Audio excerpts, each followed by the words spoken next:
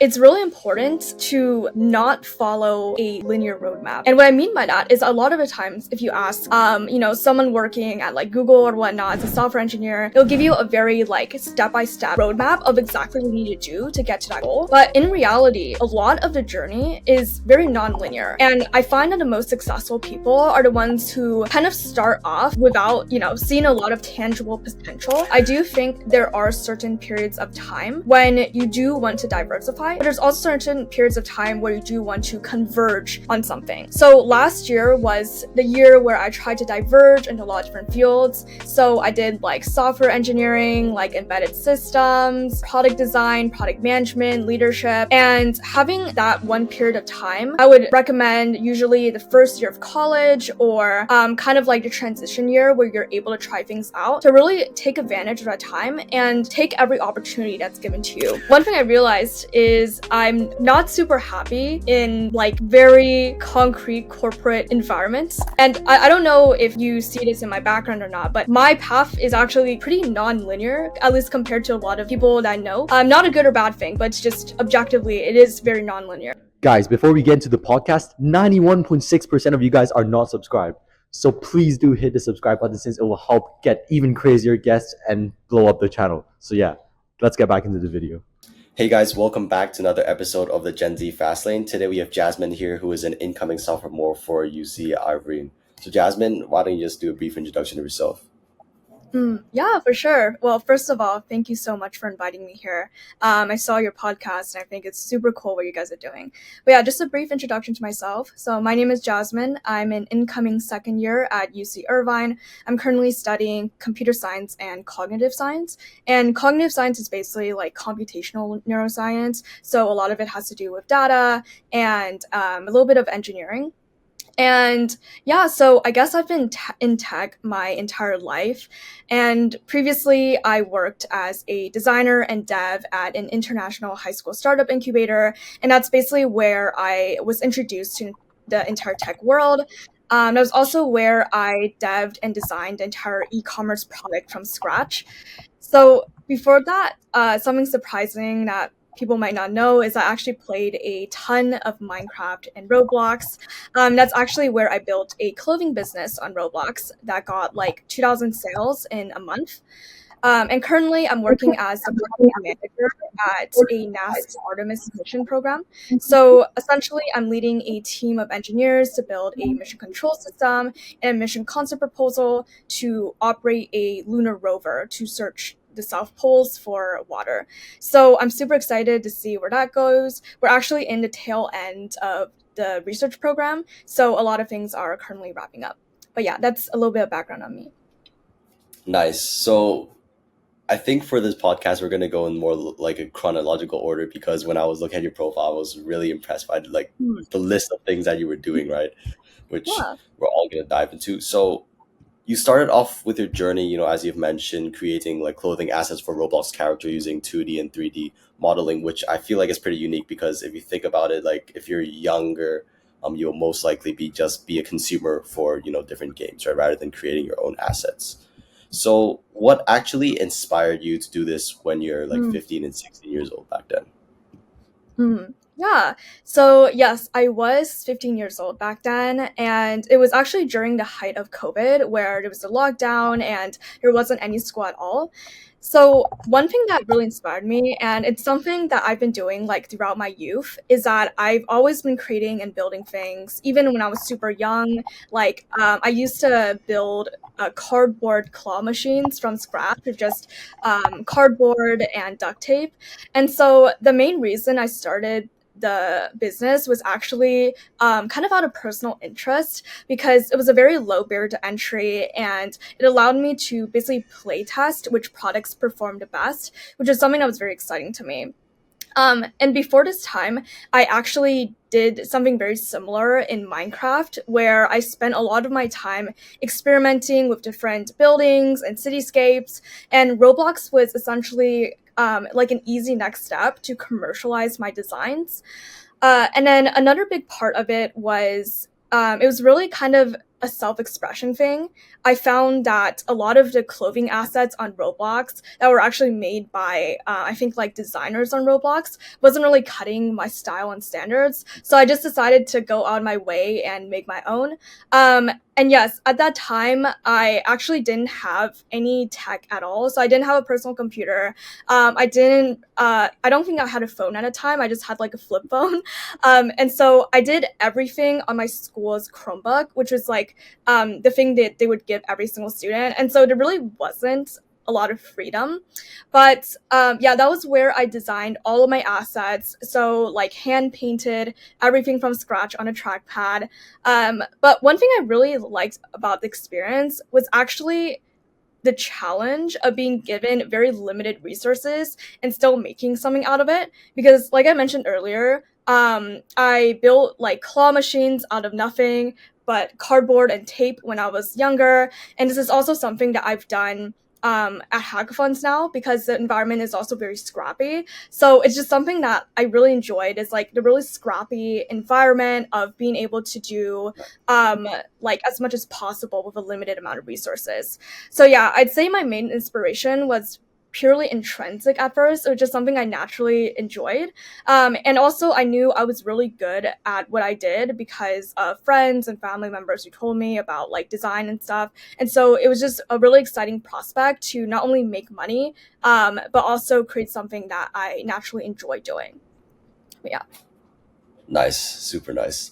So, like with all of the different experiences that you have, how do you determine like when it's the right time to kind of like transition from, creating these Roblox game design like assets to like pursuing something else, being like chief product and everything else? Mhm. Yeah, one thing I really like telling, everyone who asks me that kind of question is that it's really important to not follow a linear roadmap. And what I mean by that is a lot of the times, if you ask, someone working at like Google or whatnot as a software engineer, they'll give you a very like step-by-step roadmap of exactly what you need to do to get to that goal. But in reality, a lot of the journey is very nonlinear. And I find that the most successful people are the ones who kind of start off without seeing a lot of tangible potential. So these are people who are like trying out businesses, like building their own like cheat codes or whatnot in Minecraft.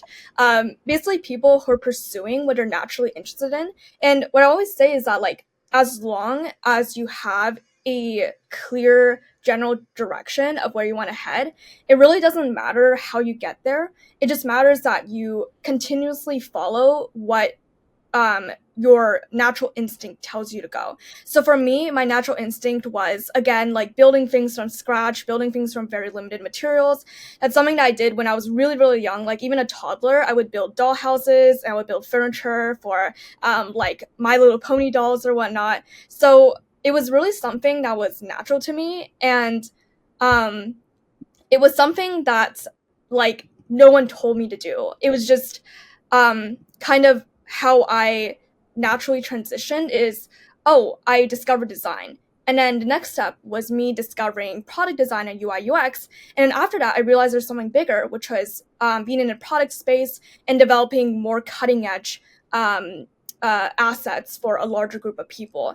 So for me, I would say I don't really have a roadmap because when I was doing it, I wasn't thinking about it logically necessarily. It was just where I was naturally pulled. So I would say for people who want to transition or are kind of planning like when they should change, I think really just follow where you naturally want to go and like where your interests pull you, and that like your interest, your natural instinct almost never lie to you.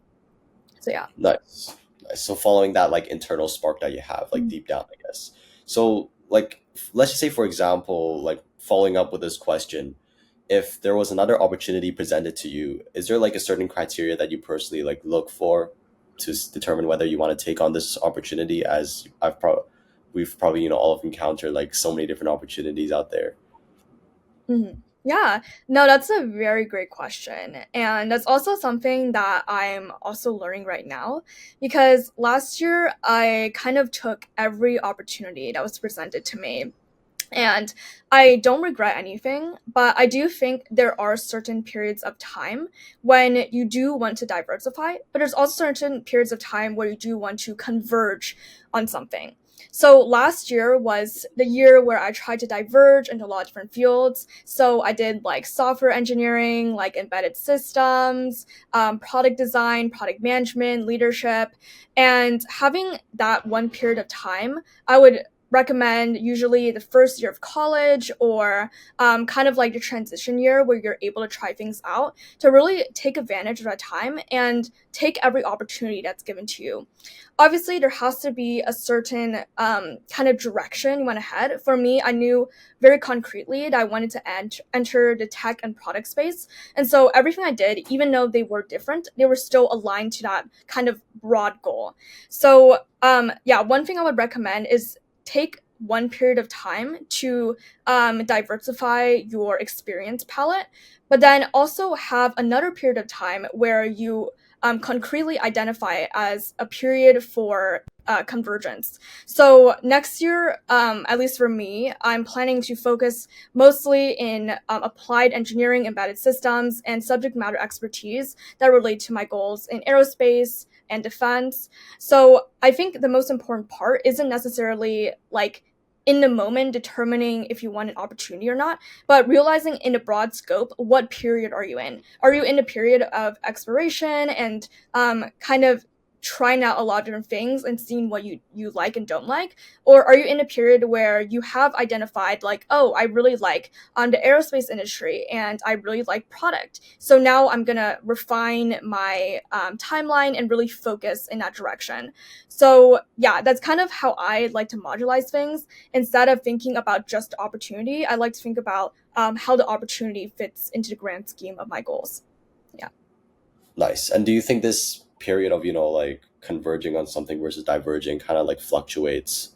So I guess like after a while, then you should go back to converging or diverging, depending on which one you're in right now. Yeah. No, I definitely think that, it is kind of a non-linear curve for sure. Like you are going to have periods where even in like the middle of your university, you decide that you were following a wrong path that wasn't aligned to your natural interests. And so you can decide to kind of completely pivot and change your career trajectory into something that aligns better to what you're intrinsically kind of motivated by, right? So for me, I would say it doesn't matter when necessarily it happens, but you just have to have a very distinct kind of mindset when you're going towards opportunities of understanding at this moment right now, what period am I in? You don't necessarily have to look at like the broad roadmap and forecast every single potential period of growth, convergence, and divergence in the future, but you really want to identify like what period you are in right now. So it's still kind of focusing in the present moment, but it's more so taking that opportunity and putting it into a larger scope, if that makes sense. Yeah, nice. I really like this analogy, especially Hmm. for people who are younger, because I think younger people can take a lot more risks compared to if you're in your 30s, right? You might want to start thinking about, getting a family and like stabilizing down. So that's going to be harder to take more risks. So I think the golden years are, yeah, like when you're younger, like trying to start as young as possible. So like moving on to chief product officer, like what does a product manager do? Like if you could just briefly give me a summary.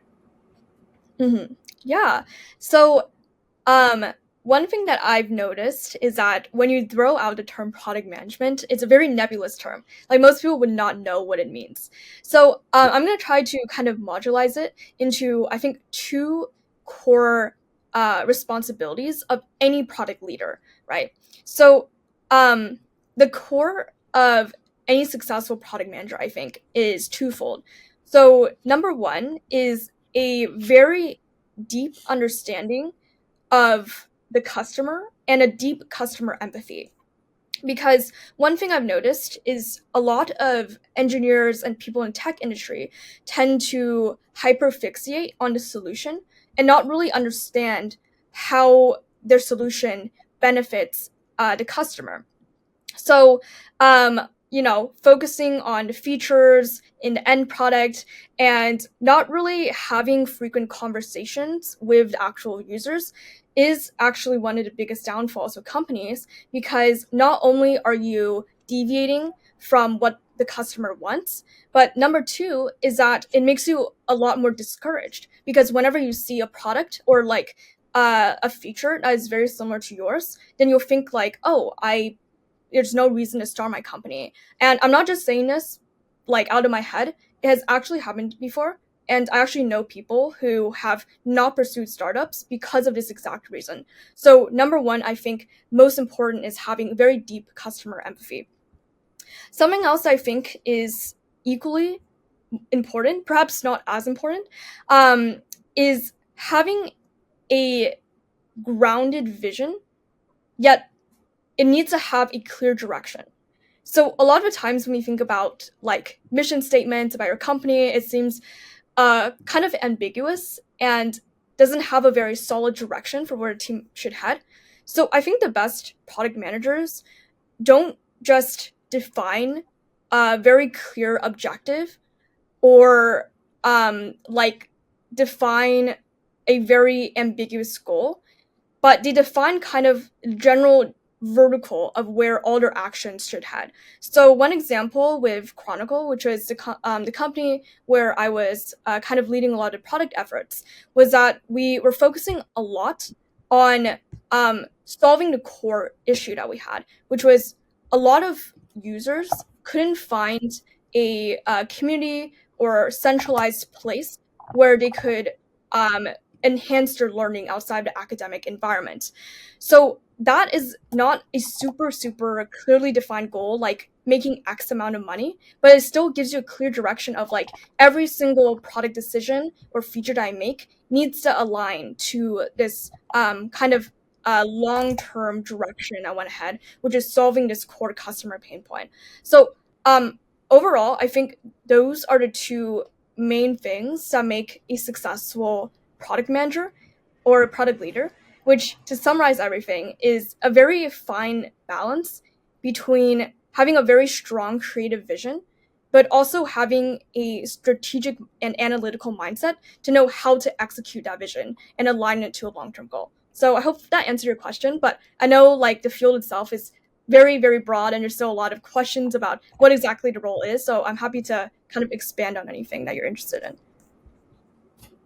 Yeah, nice. So personally, this sounds to me like it's kind of like a mixture of, like executive role and a marketing role, since you're Hmm. also, trying to find product market fit. So could you also break down like kind of your day-to-day timeline of what you do like every single week? Like, do you check in a lot with clients, or what's it more like for you? Yeah. So currently I'm actually the project manager for the NASA research program. So it is a little bit different than product management, but I can give you some insight on the more product management role from my previous experience. So a lot of it, I think, is very different from what people might think, because I imagine that people would think of a product role as figuring out the features, putting it on a roadmap, defining the roadmap, and being like very technically involved. But 99% of the time is actually talking to users. Talking to users and doing customer discovery is the most important thing of any product leader. And also, I think it's the part that people fall through the most, especially with very technical teams. I think you tend to focus a lot on the solution and delivering an end result, but not really being able to iterate very fast, because you're not talking to users, you're not actually understanding if what they want is aligned to what you're building. So one example I can give is I'm actually part of a startup called Dispatch AI, and it was a startup that was founded from the Berkeley AI Hackathon, where we won first place.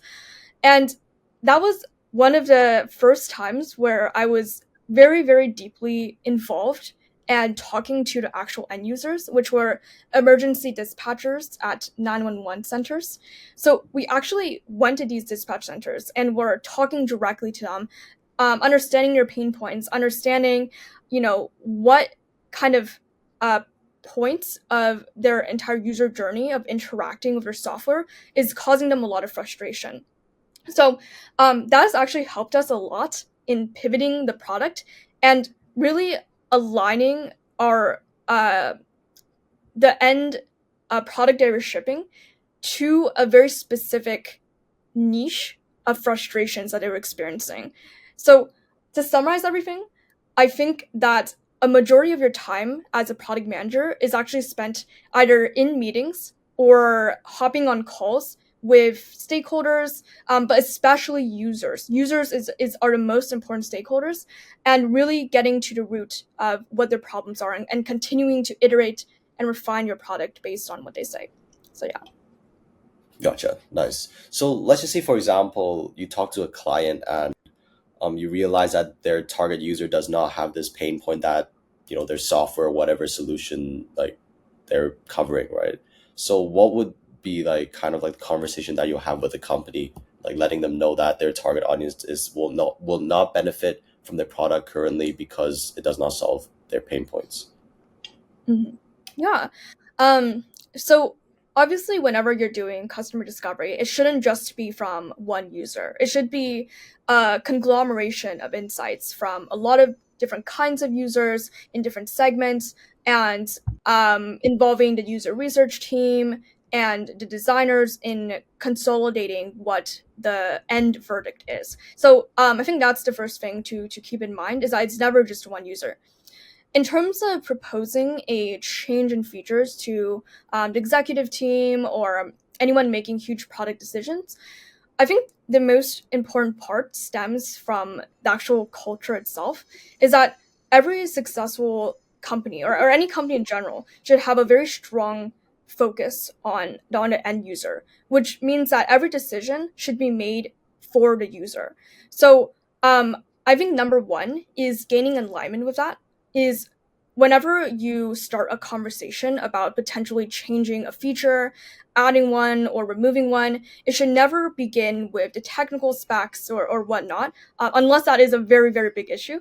But it should begin with how it benefits the user and how it kind of drives the end vision, right? Like what I was talking about earlier with the problem being students lacking a community of motivated individuals and places where they can further their learning. Things like that of aligning your proposition towards either a common pain point everyone has and also on end vision is very important.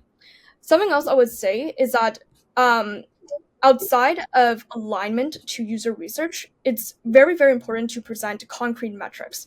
So you shouldn't just say like, oh, a lot of users are experiencing X issue and they're feeling this pain point, but it should always be backed up with some kind of business metric or some kind of user research metric to show tangible impact and also kind of allow different stakeholders, especially those in more executive teams, who are going to be looking at the numbers first, how much impact you can make on a user group, or for user research, for example, how many people are experiencing this problem, or what business metric you can drive. So I think at the end of the day, to summarize, it's important to have a very clear alignment between your proposal, the business objectives, and the user needs. Those are the main three things. Things like technical specs and all of that, those involve conversations with your developers and designers, but it isn't as important for pitching to like a executive team, for example. Awesome. So like in this chief product management, uh industry, what would you say are some of the core softwares that you use, and what do you think are some of the future trends that you see, will take over the industry? Mm-hmm. Yeah, that's a very good question. So in terms of software, I think there's a lot of industry standards like Jira, for example. Some prefer Notion, some prefer Trello, some prefer the GitHub management system. So it really varies, but there is obviously a distinct standard for, creating a roadmap and for ticketing systems, things like that. So I think that the software itself is a pretty straightforward thing that, most people can easily find out. But I think the more interesting question is, what is the next stage or next step of this product industry, right? Because it's, again, kind of ambiguous of what the person's role is. Talking to users, creating a roadmap, defining features. It's all like wearing multiple hats, and people have questions whether this might be taken over by AI. So obviously, I will begin with that. I am still personally exploring this industry, so this is more of my thoughts from everything I've studied, and also from all the hackathons I've been to, and what trends I've been seeing. But I think that the number one thing that's never going to go away are strategic visionaries who can dream of an innovative solution and also execute it effectively. So, especially at this period of time with so much AI and doubts that pure product or project management and getting things done and following a roadmap cannot be automated. I think it's especially important to identify what the core of being a successful product manager is. I think the core is this very fine balance between kind of open-minded experimentation as well as strategic execution. I think that is the most unique part of what makes a successful product leader. um, and again, while the product position is, quite nebulous and different from company to company, this is one thing that I think will remain constant no matter what product role you go into. And even if AI takes over, like those more manual tasks of like writing tickets or like making a roadmap kind of thing. So um, outside of that, one other thing I think will become very, very big is that data is going to become even more crucial towards business success. So, um, I don't know how much you've been following the AI space, but a lot of the biggest companies like Scale AI, Palantir, et cetera, are really kind of driving everything towards data. It's not just having efficient AI, but it's having high quality data sets and ones that are free of bias and having very effective eval systems. So, a lot of companies and enterprises are also purchasing from these vendors data management systems to help them with decision making and coordinating the massive amount of information that goes into their company. So, really, what I think is that those that can bid for the highest quality data will become the most successful. So, this doesn't just go for a product manager, but a product manager inside of the company in general need to have access to very high quality data. Because if you think about it, a lot of the automation is going to happen based on data points and making decisions from those, right? Like making roadmaps and all of that. Those are all things that require high quality data.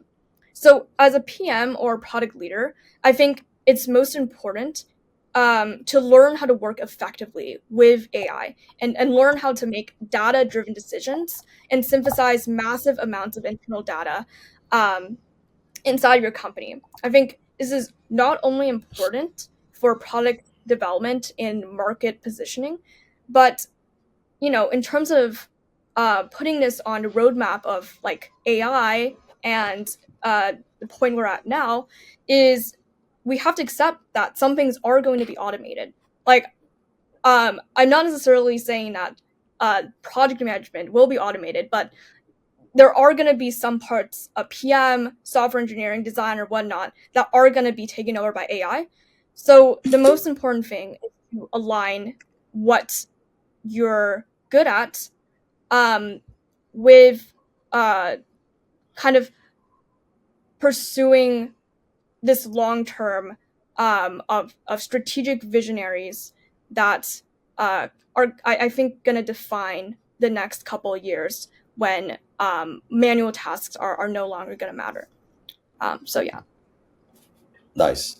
So like talk about how like AI will replace, I guess, low value tasks, and I don't think it predict the future. So I really like how you emphasize the point on how these innovation that we bring as Gen Zs would really make up the future. So like transitioning over to some of your other ventures that you've done. At one Mm. point, you were also actually selling streetwear apparels as like a solo business owner. So my question is like, how did you manage to fulfill all of these orders? Because I personally have done e-commerce before, and it can be stressful at times, especially when you're doing it manually, in the beginning, right? Mm. Yeah.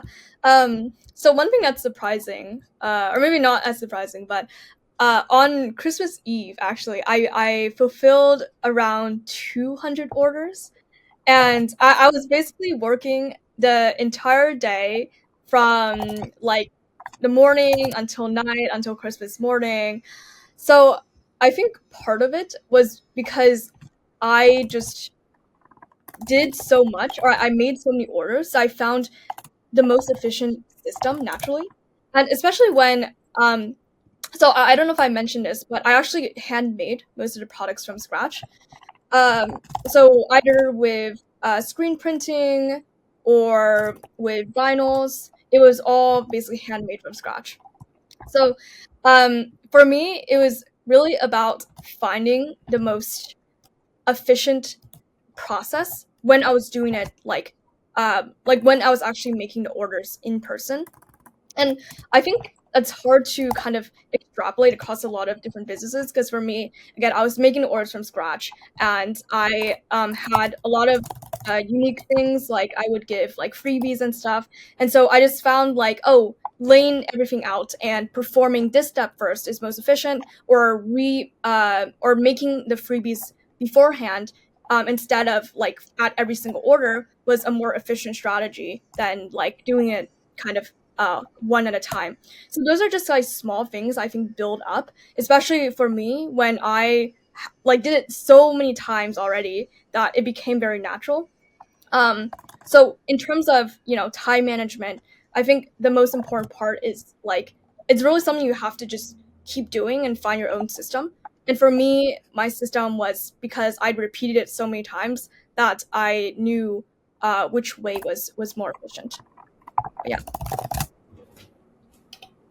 Nice, nice. So like, what were your core like growth or outreach channels like to market all of these products? Yeah. So my number one outreach channel was TikTok and IG Reels. And a little background about this. So most of my business was actually around this trend, a really big trend on TikTok, called book talk. And so at that time, I was a very, very big reader. So I would read a lot of dark fantasies like Six of Crows and Legends.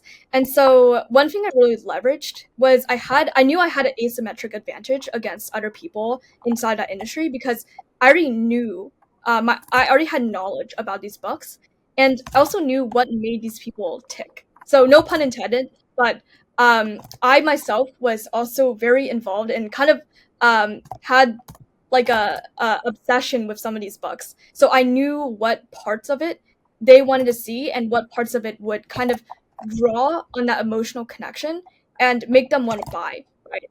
So it's kind of I don't know if it's a negative psychology thing, but I still made sure that every product was made to highest quality possible, um, including personalized notes and freebies, things like that.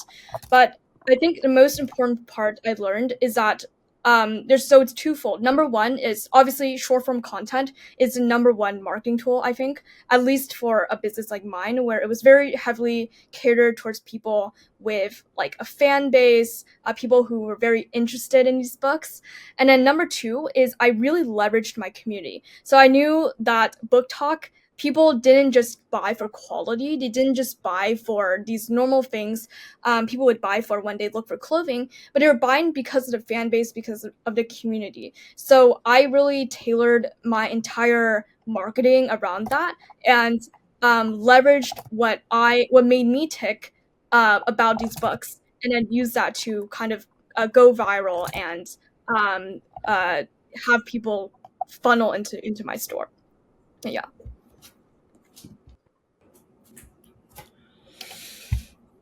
Awesome, awesome, awesome. So talking about more about like your hackathon. hackathon experiences, right? You're a 15 times hackathon winner, which is actually very impressive. So you must be really, avid and passionate for these hackathons.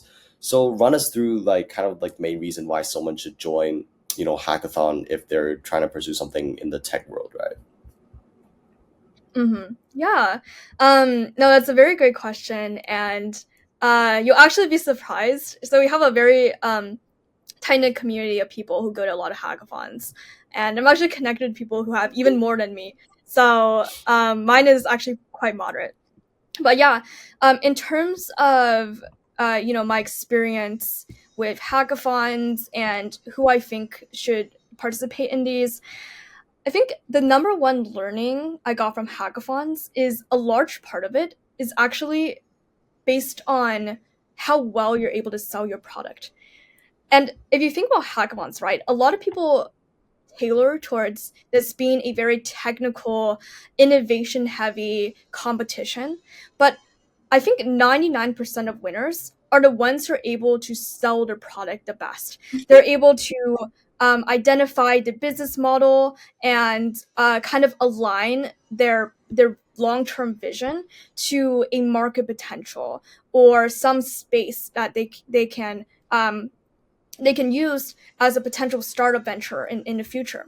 So, number one thing I would say is if you want to participate in this kind of competition, I think get rid of your initial notion of what it is and really be open to all the possible opportunities for growth.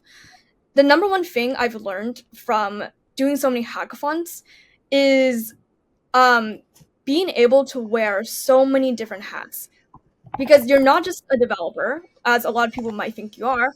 You're also a product manager, you're a product designer, you're a sales pitcher, you're a business analyst, like almost everything. That's something that I think is overlooked in the industry. And it's also super, super important for growth. Because one problem I've seen a lot is people confine themselves into, I will only go to a hackathon to learn front end development. But they don't see that you can also learn how to develop a successful product, learn how to do UI UX design, like all these different things that are not as heavily emphasized are probably the largest areas of growth. So one thing is that I actually learned all of my programming experience and nearly all of my like business like product experience from hackathons, or at least that's where I think I've had the most exponential growth in both like leadership and sales. Because before that, like I didn't have a lot of sales experience, I didn't have a lot of leadership experience, but having been through that cycle so many times, it's taught me what works, and also it's taught me to be more open to different opportunities. So I think people with an open-minded kind of approach to things are the best suited for these kind of competitions. And yeah, I think that it's just such an important topic that isn't as covered in a lot of mainstream hackathon channels. So I think it's something we should all keep in mind, especially people in the tech community as well. Nice. So I think hackathons is also something that you can join if even though you don't have like a technical background. So if you're like a business development person, I guess you can also join hackathons and learn from there. Yeah, for sure. And Um, actually, most of my successful friends have no coding background. Like one of my friends, she's like a 10 or 11 time hackathon winner as well, and her team was like all designers, like business people, stuff like that. So there is actually a very large potential, and I think it is actually untapped. So I'm really hoping to see a larger group of non CS majors in the hackathon community. Awesome. So talking about like CS, you're obviously studying cognitive science and Mhm. CS in UC Irvine, right? So could Mhm. you briefly let us know like why you chose UCI, like specifically compared to other universities? Yeah, for sure. Um, So I'll actually begin with one thing that most people don't know about me is that when I was doing the application cycle, I was actually rejected or waitlisted from almost all the schools, the four schools I applied to. So this was in part because I didn't know what I wanted to do or where I wanted to go, and I also took a lot less advanced classes at that period of time compared to my peers. So the main reason I committed to UCI was because it was the best option at the time without really knowing what was in store for me. However, I'm looking back now and I'm actually so grateful to have made that decision because if I didn't attend UCI, I'd likely be pursuing a much more pure UI UX position and not have pushed myself to the point I have now where where I'm doing engineering, embedded systems, leadership, a bunch of other things. So one thing I want to kind of leave this part with is that I know right now is the college application season, and actually my little brother, he's really worried about college applications right now and applying everywhere. I'm trying to tell him that it's not going to be a big deal after you get past that point. But one thing I've realized is it doesn't really matter where you go. What matters the most is what you make out of the opportunities you get. So when I went to UCI and I got into it, I kind of made a pact with myself that I was going to go all in and join as many organizations I could, grow my skill in as many ways as possible. And actually, one thing that a lot of my high school peers would probably know about me is that I used to be a very, very shy person. And I was the person you'd see in the library at lunch every day studying, kind of thing. So in university, I actually decided to completely step out of my comfort zone and apply to a bunch of leadership positions, which I'm actually very lucky to have landed.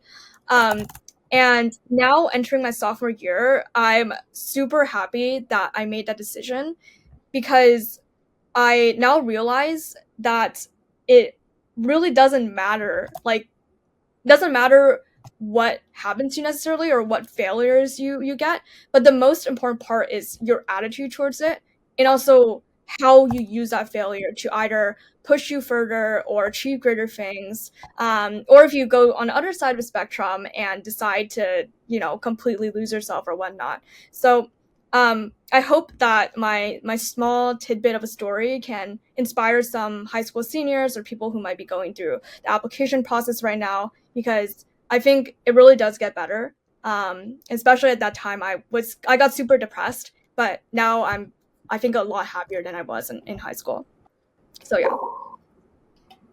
Nice. So the key is just to, I guess, put yourself out there, fill yourself with as many opportunities as you can, and you'll get to crazy places as long as you're passionate about that industry. So just wrapping everything up, what is your overall purpose? Like, what do you think is your overall purpose? And what do you see yourself doing, like, in the next 10 years, 20 years, as we've previously discussed already? But if you don't mind sharing again. Yeah.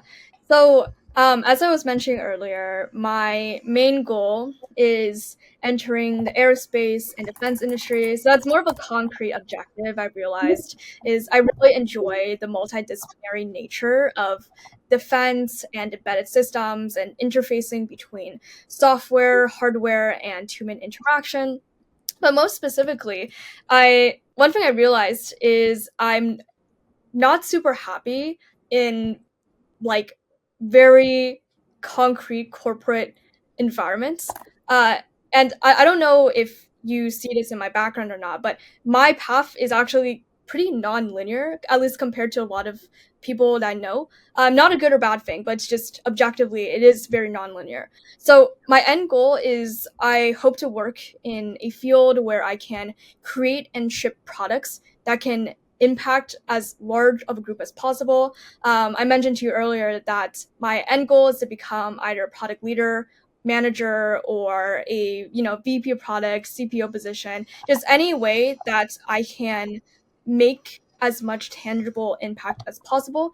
That is my long-term objective.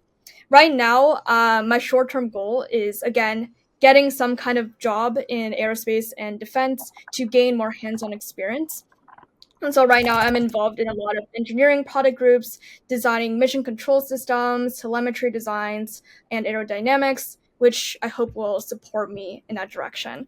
So kind of to sum everything up, I'm still kind of allowing things to bring me into this nonlinear path wherever it goes, wherever my natural instinct brings me.